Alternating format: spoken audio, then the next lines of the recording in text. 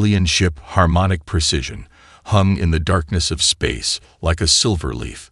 Inside, Zix Cranthor stood before the viewing screen. His 4 eyes blinked in sequence as he watched the approaching human vessel. It was small, boxy, and by Federation standards, quite ugly. "The human ship requests communication," said the ship's computer. Zix Cranthor straightened his ceremonial robe. This would be his most important assignment yet, preparing the first official report on humans for the Galactic Federation Council. "Accept the transmission," he said. The screen flickered. A human face appeared. The being had only 2 eyes, a small nose, and fur on the top of its head. "This is Captain Samuel Bennett of the U.S. Intrepid. We come in peace and friendship." Zix Cranthor followed protocol perfectly. "I am lead researcher Zix Cranthor of the Galactic Federation. We welcome peaceful contact." The human showed its teeth. Zix Cranthor tensed, then realized this was not aggression, but something called a smile. "We'd like to invite a small delegation to our ship," Captain Bennett said. "Or if you prefer, we can send representatives to yours." This was not in the protocol. Zix Cranthor consulted with his team through their neural network. First contact was supposed to happen in neutral space, but refusing might seem unfriendly. "We will send our diplomatic team to your vessel," Zix Cranthor decided. 6 hours later, Zix Cranthor was recording his observations as the diplomatic shuttle returned. "Humans are contradictory beings," he dictated. "They greeted our team with weapons visible on their hips while speaking of peace. When questioned, Captain Bennett claimed these were standard protocol, yet insisted they meant no threat." The shuttle docked. The diplomatic team filed out, looking confused. "How was the meeting?" Zix Cranthor asked. Senior diplomat Mel Torix shook her head. "Unpredictable. The humans offered us food even though we clearly cannot consume their nutrients. They kept making strange noises with their breathing passages." "Explain," Zix Cranthor said. "They call it laughter. It happens randomly during conversation. One human, Lieutenant Olivia Martinez, made this noise when our science officer explained our digestive system. Captain Bennett seemed displeased with her, but moments later he made the same noise when discussing their propulsion technology." Zix Cranthor added this to his notes. "Humans utilize an emotional expression called humor that appears randomly and serves no clear evolutionary purpose." Later that day, the human delegation visited the harmonic precision. Captain Bennett brought 5 others with him. They wore blue uniforms with different colored markings. Their behavior perplexed the alien observers. Lieutenant Martinez touched surfaces without permission. Navigator Perry Douglas asked inappropriate questions about weapon capabilities. Science officer Laura Green attempted to understand alien mathematics, but became frustrated when she couldn't grasp 4-dimensional equations. During the formal meeting, Zix Cranthor presented the history of the Federation. The humans should have been awed. Instead, they asked questions about trade, rights of member species, and democratic processes. "Do all members get equal votes?" asked Captain Bennett. "Of course not," replied Zix Cranthor. "Votes are allocated based on technological advancement and population." The humans exchanged glances. Zix Cranthor noted this silent communication. The most troubling moment came during the cultural exchange. Lieutenant Martinez showed the aliens Earth music. The sounds were chaotic, following no logical mathematical progression. Yet when it played, the human eyes changed. They became wet. Some humans moved their bodies in uneven patterns. "This is Mozart," Martinez explained. "Does your species create music?" "We have precise mathematical sound sequences for ceremonial purposes," answered Zix Cranthor. The humans looked sad at this answer. Zix Cranthor didn't understand why. That night, he finished his preliminary report. Humans represent a unique challenge for Federation categorization. They are technologically primitive yet capable of faster-than-light travel. They speak of peace while armed. They respond emotionally to mathematical sound patterns. Most concerning, They ask questions about governance that suggest they may not easily accept Federation hierarchy. I recommend extensive study before considering them for Federation membership. He transmitted the report, unaware that this was just the beginning of humanity's confounding influence on galactic society. 3 weeks after first contact, the Galactic Federation Council approved an extensive observation program of Earth.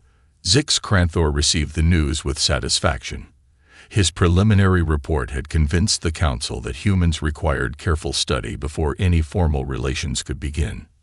"We will place monitoring stations throughout their solar system," he told his team. "Our goal is to understand human behavior patterns in their natural environment." The Federation's stealth technology made this easy. Within days, they had invisible monitoring devices on Earth's moon, orbiting Mars, and hidden among the asteroids. Most importantly, they placed thousands of tiny observation drones across Earth itself. Nexel 7, a behavior specialist, was assigned to study human daily routines. She selected Dr. William Harris, a medical professional in a place called Oregon, as her first subject. Subject wakes at the sound of an alarm device. Nexel 7 recorded on the first morning. Despite showing clear signs of requiring more sleep, he forces himself to stand and consume bitter plant liquid. Dr. Harris lived alone, except for a 4-legged furry creature called a dog. The relationship between Harris and this animal fascinated the aliens. Subject speaks to the non-sentient being as if it understands complex language, Nexel 7 noted. Subject then takes the creature outside to eliminate waste, waiting patiently and collecting the waste in a plastic container. Purpose unclear. The observation team watched as Dr. Harris drove to a building filled with sick humans. There, he worked for 14 hours, helping patients, filling out records, and talking with other medical workers. Human medical practice is surprisingly advanced for their technological level, Zix Cranthor noted in his report. However, they allow themselves to become exhausted, which reduces efficiency. When asked why he works so long, Subject told another human it was because someone has to. This suggests humans value concepts over personal comfort. When Dr. Harris returned home, he fed the dog, prepared food for himself, and then sat staring at a screen that showed fictional humans in imaginary situations. Humans deliberately consume fictional narratives before sleep, Nexel 7 reported. Subject shows emotional responses to beings who do not exist. Subject appears to enjoy feeling these emotions, even negative ones. After 2 weeks of observation, the team expanded their study to include the entire town. They noticed humans formed complicated social groups that changed constantly. The local authority figure, Sheriff Diane Powell, became a second focus of study. Unlike Federation law enforcers who followed strict protocols, Powell seemed to make decisions based on personal judgment. When she caught teenagers painting on a building wall, she did not arrest them as regulations would require. Instead, she made them clean the wall and then helped them find a different wall where such painting was permitted. Human authority figures often ignore their own rules, Zix Cranthor noted. This creates confusion, but seems to increase social harmony. The most perplexing observation came when studying human sleep patterns. Nexel 7 documented her findings with alarm. Humans spend 1/3 of their lives unconscious. During this time, their brains create vivid hallucinations they call dreams. When they wake, they often discuss these hallucinations with other humans. Sometimes they make life decisions based on these sleep visions. This behavior appears willfully self-destructive yet is universal among them. By the end of the month, the observation team had compiled thousands of reports. Zix Cranthor prepared a summary for the council. Humans maintain relationships with non-sentient species purely for emotional stimulation. They work beyond physical limits for abstract concepts like duty. They consume fictional stories to feel emotions purposely. They make decisions based on sleep hallucinations. They selectively ignore their own rules when it seems beneficial. He paused before adding the final observation. Despite all these inefficient behaviors, they continue to advance technologically and expand their presence in space. This suggests their unusual behaviors may have adaptive advantages we do not yet understand. I recommend expanded study and controlled testing of human responses to various stimuli. The Council approved his recommendation immediately. Phase 2 would begin. The crisis simulation. The Federation Cultural Research Team set up their base in orbit around Jupiter. From this hidden location, they could intercept all Earth broadcasts without detection. Their mission was to analyze human culture, art, and social interactions. Quintala, the lead cultural expert, stared at the screen showing thousands of human media channels. Her 6 fingers moved quickly across the control panel, sorting the information into categories. Humans produce more entertainment in one day than the entire Federation creates in a year, she told her assistant. Most of it makes no logical sense. She focused on a human drama show. In it, humans pretended to be other humans in situations that never happened. The strange part was how the watching humans reacted. They cried at sad moments, even though they knew it wasn't real. Humans deliberately experience distress for entertainment, Quintala noted in her report. They call this emotional catharsis and consider it healthy. The research team decided to focus on one small area for deeper study. They chose a town called Riverdale in the American Midwest. With only 8,000 humans, it was easier to monitor than a large city. The town had a complex social structure. Some humans had more power than others, but not always for clear reasons. Money gave power, but so did age, job title, and something humans called respect. Sheriff Diane Powell caught their attention again. People listened to her not just because of her uniform, but because they trusted her judgment. This was very different from Federation society, where position alone determined authority. Humans can gain influence through personal qualities rather than assigned rank, Quintala reported. This creates an unstable but highly adaptive social system. The researchers were especially confused by human artistic expression. They monitored a local music teacher named Gary Wilson, who taught children to play instruments. These children spend hours making organized sounds that serve no practical purpose, noted researcher Trellate. Yet their parents pay money for this training and attend performances. During one school concert, the researchers recorded the brain patterns of the watching parents. The results shocked them. Human brains release pleasure chemicals while listening to these sound patterns, Quintala reported. The same chemicals they release during mating, eating, or winning competitions. Somehow, these organized sounds trigger reward responses. Even more puzzling was human fiction. Humans spent billions of hours reading or watching stories about things that never happened. Some stories took place in impossible worlds with magic or aliens very unlike the real ones observing them.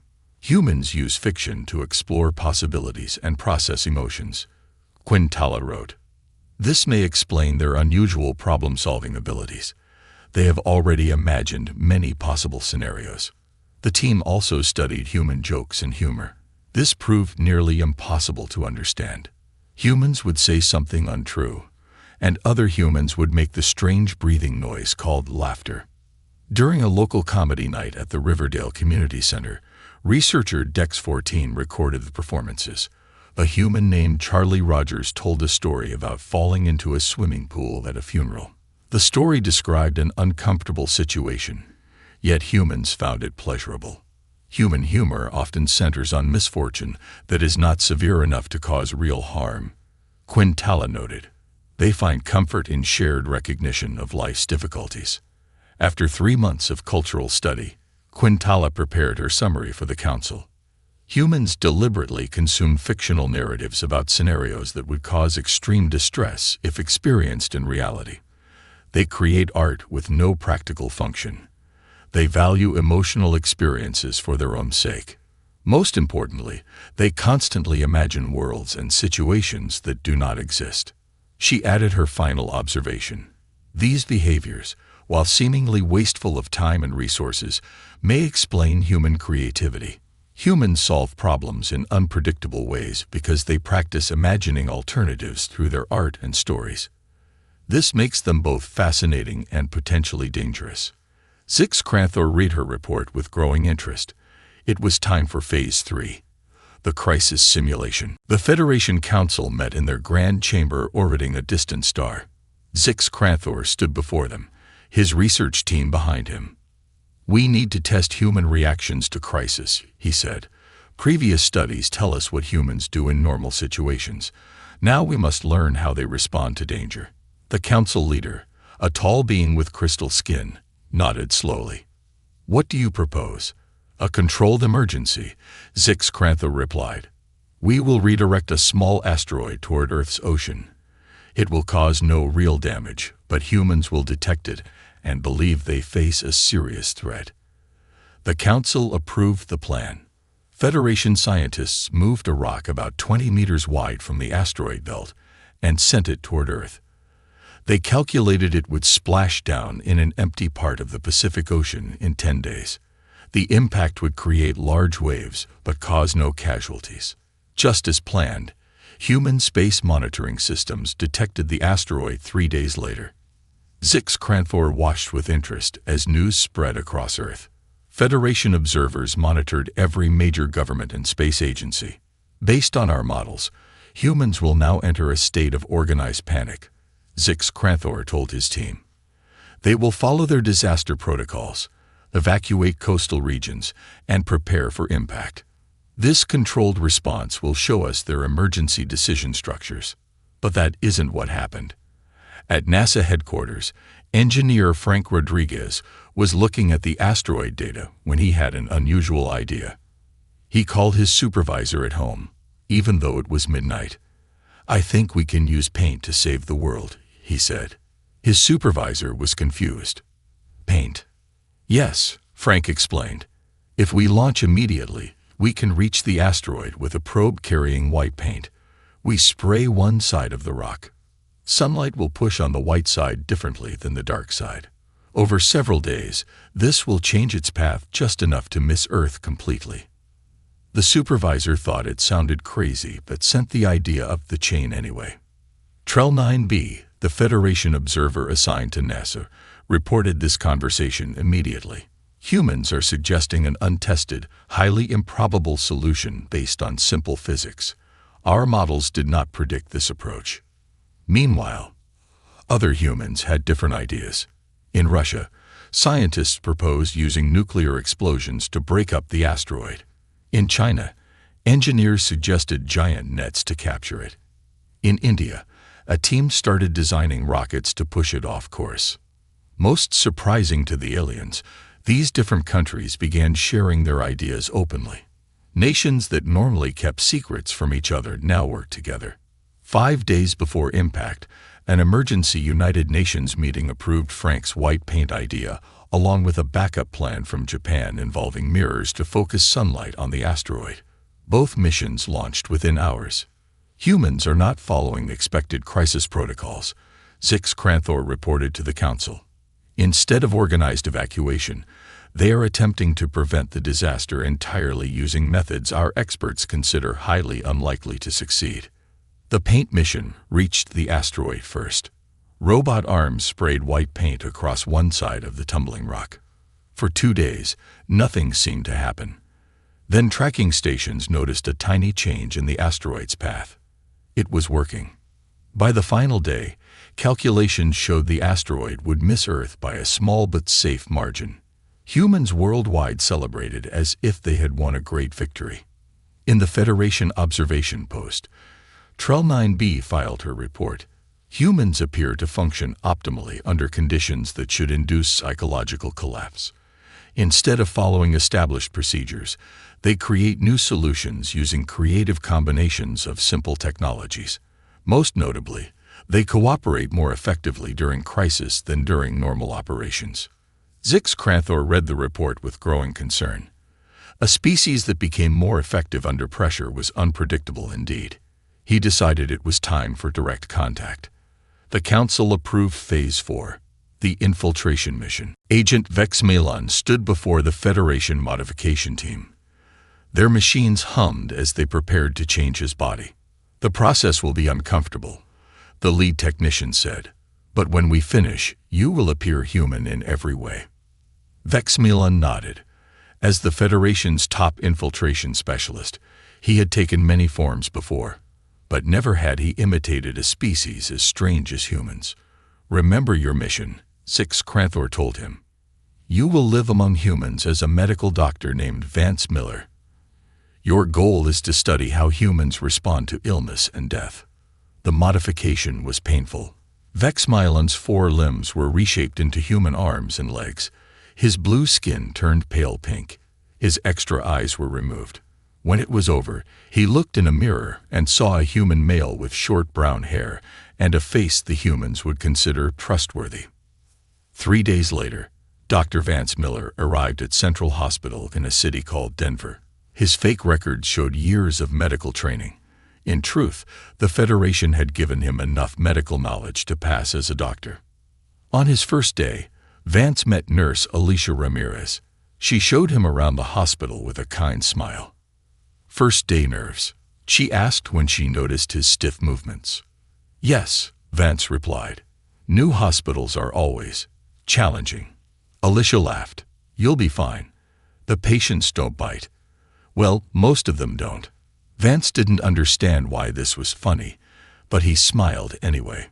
Over the next few weeks, Vance learned many things about humans that the observation team had missed. He saw how doctors and nurses worked past exhaustion to save strangers. He watched family members stay by bedsides for days, refusing to leave sick relatives. Each night, he sent reports back to the Federation ship. Humans form deep attachments not just to family but to completely unrelated individuals, he wrote.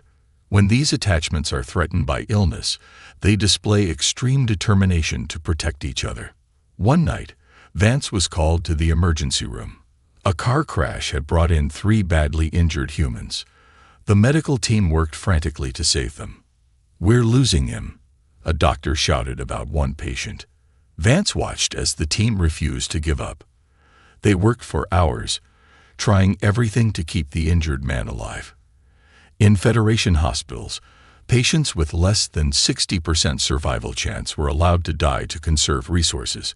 These humans were fighting for someone with less than 20% chance. To his surprise, the man survived. "Good work today," Alicia told him afterward, though Vance had mostly observed.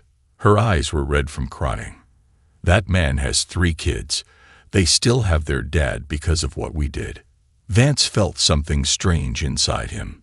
The Federation had taught that emotional attachment led to inefficiency, but he was beginning to understand that human emotions drove them to achieve seemingly impossible outcomes. The most profound moment came when Vance was assigned to the maternity ward. He watched as a new human entered the world. The mother screamed in pain, then cried with joy. The father, a strong-looking man, wept openly while holding his child. "Beautiful, isn't it?" Alicia said, standing beside him. "No matter how many births I see, it always feels like a miracle." Vance could only nod. The Federation saw reproduction as a biological function. Humans saw it as something sacred.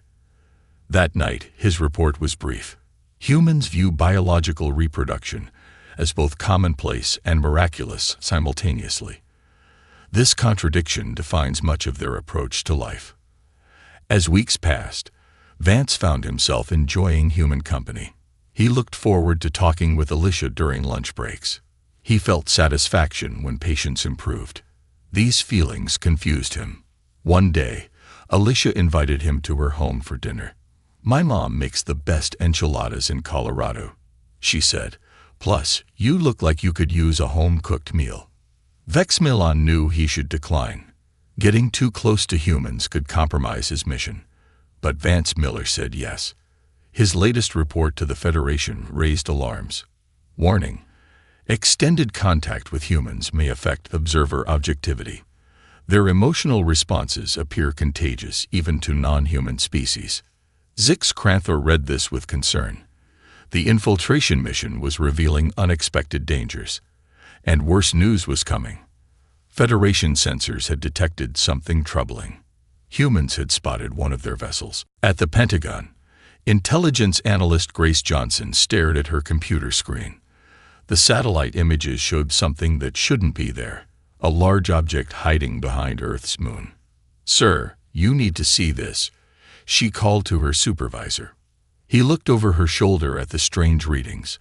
Some kind of equipment malfunction. "No, sir. 3 different satellites captured it. Something big is there.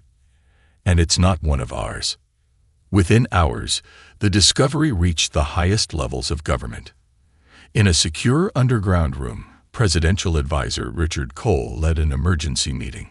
"The object is approximately 500 meters long," Grace explained to the gathered officials. "It gives off energy signatures unlike anything we've recorded before. It's clearly not natural and not made by humans." The room fell silent as her words sank in. "Are you saying it's alien?" asked General Warren. Grace nodded. "Yes, sir. I believe we have discovered an alien spacecraft." Unlike in movies, there was no panic. Instead, the officials began discussing options calmly. "We should prepare military response options," the general suggested. "And diplomatic ones," Richard added. "If they have this technology, fighting might not be our best move." Meanwhile, on the Federation vessel Harmonic Precision, alarms sounded. Zix Cranthor rushed to the command center. "We have been detected by human satellites," the ship's computer announced. This was a disaster. The Council had ordered strict secrecy until the study was complete. Now the humans knew they were being watched. "Begin emergency departure procedures," Zix Cranthor ordered. But before the ship could leave, a transmission came from Earth. "Unknown vessel behind the moon," the human voice said. "This is Earth's Central Command. We know you're there. We wish to establish peaceful communication." The Federation Council held an emergency meeting. Some members wanted to flee immediately. Others argued they should deny everything. After hours of debate, they made a decision. "Send Ambassador Cathera to make official contact." The council leader ordered. "Follow first contact protocol exactly." Cathera was the Federation's most experienced diplomat. She had helped bring 17 species into the Federation. Now she faced her greatest challenge, humans. Her shuttle departed for Earth the next day. Following protocol, she would land at a remote location for a carefully managed meeting with high-ranking human officials. But humans, as always, had other plans.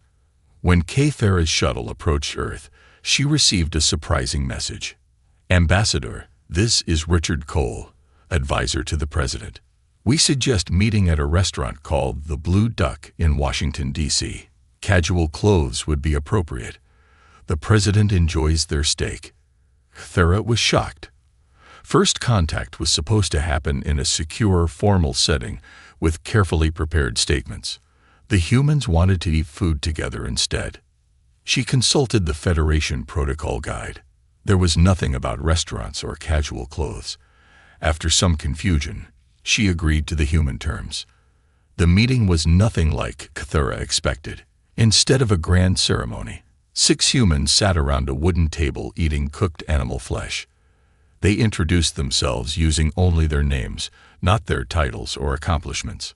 "Welcome to Earth," the President said simply, offering his hand to shake. "Hope you don't mind us eating." Getting everyone's schedule aligned for dinner was hard enough. Cathera had studied human language and customs, but was still confused. "This is how you conduct first contact with an alien civilization?" she asked. Richard Cole smiled. "We figured you've been watching us anyway, so why stand on ceremony? Let's talk like regular folks." Cathera was speechless. The humans knew they had been observed, yet they weren't angry. They just wanted to talk over dinner. When the humans began asking questions about the Federation, Cathera tried to give the standard diplomatic answers. But their questions were unexpected. "Do all member species have equal rights?" the President asked. "How do you handle cultural differences?" asked Richard. "Are you the only galactic power, or are there others?" A military officer inquired. Cathera sent an urgent message to the Council. Humans approach potentially civilization-ending events with concerning casualness. They know we have been studying them, but show no fear or anger. Their questions suggest they are already considering their position in galactic politics. As the dinner ended, the president invited Cathera to meet again the next day. She agreed, unaware that a much greater threat was already approaching Earth from deep space. Deep in space, far beyond the reach of human telescopes, a massive fleet moved toward Earth. The ships were black, absorbing all light, making them nearly invisible against the darkness of space. These were the vessels of the Void Collective, ancient enemies of the Federation. For centuries, they had hidden at the edge of the galaxy. Now their sensors had detected Federation ships contacting a new species. This was always their signal to attack. On the Federation mothership, urgent alarms sounded. Zix Cranthor rushed to the command center, where a holographic display showed the approaching Void fleet. "How did they find us?" he asked. "Unknown," the computer replied. "But they will reach Earth in 7 days." The Federation Council met in emergency session. Some members argued they should leave immediately. "We have no obligation to these humans," one council member said. "Let the Void take this planet. We can save ourselves." Others disagreed. "We revealed ourselves to the humans. We are responsible for bringing this danger to them." After hours of debate, they reached a compromise. They would warn the humans and offer limited help, but prioritize protecting their own ships. Ambassador Cathera delivered the news during her second meeting with Earth's leaders. "A hostile force approaches your planet," she explained. "The Void Collective destroys all developing species they find. We regret that our presence has drawn their attention to Earth." To her surprise, the humans didn't panic or blame the Federation. Instead, they asked practical questions about the Void's weapons, ships, and tactics. "How many vessels?" asked General Warren. "Approximately 300, Cathera replied. "Their weaknesses? They have few. The Void has destroyed 17 civilizations more advanced than yours." Richard Cole leaned forward. "But they have been defeated before." "Rarely," Cathera admitted. "They avoid direct conflict with the Federation." The humans exchanged glances. Then the president spoke. "We need access to your tactical database, all information you have on these Void ships." Cathera hesitated. Sharing military information was against Federation protocol. "I will consult the Council," she said. Meanwhile, in the Denver hospital, Vex Milan received an emergency recall order. His mission was terminated. All Federation agents were to return immediately. He looked across the cafeteria table at Nurse Alicia Ramirez, who was telling him about her weekend plans. "I have to leave," he interrupted. "Family emergency." Alicia looked concerned. "I hope everything's okay. When will you be back?" Vex Milan couldn't answer. According to his briefing, the Void rarely left survivors. He simply said, "I don't know." Back at the Pentagon, computer engineer Lisa Monroe was working late when her system crashed. As it rebooted, strange symbols appeared on her screen. "What the?" she whispered. She didn't know it, but her computer had accidentally connected to the Federation's database during a system update. Alien data was flowing into the Pentagon's network. Lisa didn't understand the language, but she recognized tactical data when she saw it. Ship diagrams, weapon specifications, defense systems. She called Grace Johnson immediately. Within hours, human scientists and military experts were studying the Federation data. They didn't understand all of it, but they grasped enough.